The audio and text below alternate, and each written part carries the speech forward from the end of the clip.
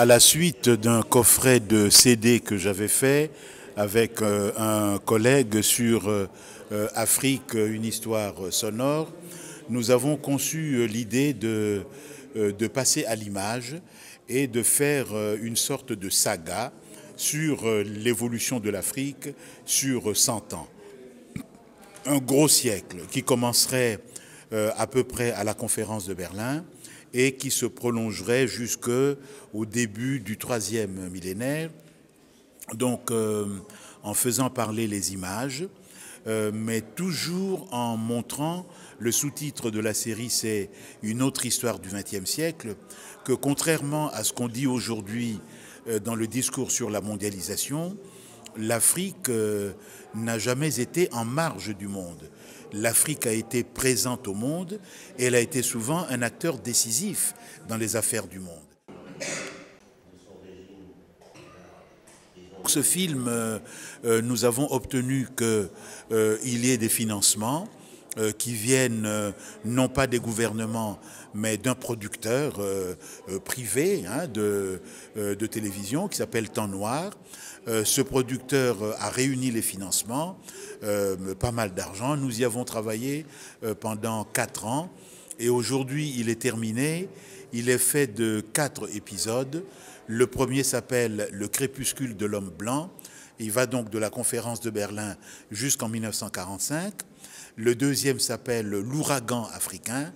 Donc il couvre 1945-1963, donc la période des indépendances. Le troisième, le règne des partis uniques, 1964-1989.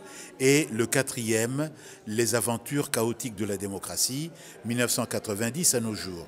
Donc chaque film fait 1h30, ce qui est pas mal. Et je crois que la force de ce film, c'est que TV5, qui est la télévision de la connaissance et pas du divertissement comme TF1 ou France 2, TV5 a accepté de diffuser toute la série le dimanche 10, demain, 17, 24 et 31 en prime time, c'est-à-dire à 20h30. C'est quelque chose, je pense, qui est important parce que, en plus des archives, nous avons des témoignages et je crois que en Europe, ça va déjà révéler une Afrique que les gens ne connaissent pas, ce que je disais tout à l'heure, une Afrique combattante, qui est debout, qui construit le continent, qui se révolte, qui gagne des victoires, qui quelquefois connaît des défaites, mais qui est engagée dans une marche en avant.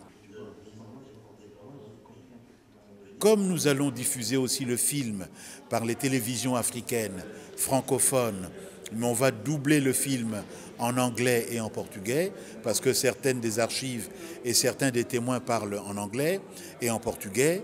Donc nos frères africains verront également ce film et je pense que ça va contribuer à leur donner cette espèce de fierté, d'orgueil et une volonté d'aller de l'avant pour continuer le mandat des pères fondateurs, les Kwame Nkrumah, Sékou Touré et autres.